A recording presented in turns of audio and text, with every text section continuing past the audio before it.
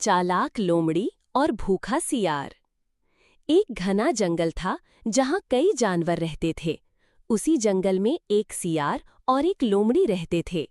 सियार बहुत भूखा था और कई दिनों से उसे ठीक से खाना नहीं मिला था। वहीं लोमड़ी बहुत चालाक और चतुर थी। एक दिन सियार जंगल में भटकते हुए लोमड़ी के पास पहुंचा और बोला, बहन लोमड़ी, मैं बहुत भूखा हूँ, क्या तुम मेरी मदद कर सकती हो? लोमड़ी मुस्कुराई और बोली, जरूर, लेकिन पहले तुम्हें मेरी एक शर्त माननी होगी।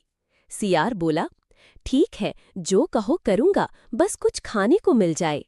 लोमड़ी उसे एक बगीचे में ले गई जहाँ बहुत सारे अंगूर लटक रहे थे। अंगूर ऊंचाई पर थे और सियार उन्हें देखकर बहुत ललचाया, लेकिन वो अंगूरों तक पहुँच नहीं पाया। लोमड़ी ने चालाकी से कहा, अगर तुम चाहो तो मैं तुम्हें ऊपर उठा सकती हूँ, लेकिन बदले में तुम मेरे लिए हर दिन फल लाकर दोगे। सियार को उस समय खाना चाहिए था, इसलिए वो मान गया। लोमड़ी ने उसे ऊपर उठाया और सियार ने पेट भरकर अंगूर खाए। अगले दिन से लोमड़ी रोज सियार को काम पर लगा देती, कभी आम लाओ, कभी जामुन, कभी शहद। सियार धीरे धीरे थकने लगा और उसे समझ आ गया कि लोमड़ी ने उसे अपने स्वार्थ के लिए फंसाया है। एक दिन सियार ने सोचा कि अब समय आ गया है कि इस चालाक लोमड़ी को सबक सिखाया जाए।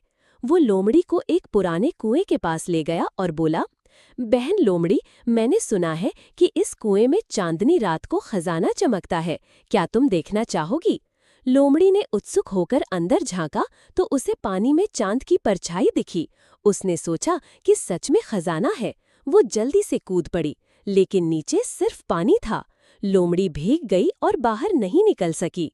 सियार जोर से हंस पड़ा और बोला, जैसे तुमने मुझे अपने काम में फंसाया, वैसे ही अब तुम अपने लालच में फंस गई। उस दिन के बाद सियार ने ठान लिया कि कभी किसी चालाक के झांसे में नहीं आएगा, और लोमड़ी वो कुएं से निकलने तक ये सबक सीख चुकी थी।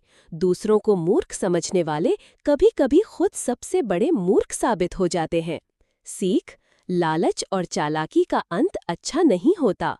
दूसरों की मदद करो, लेकिन उन्हें धोखा मत दो।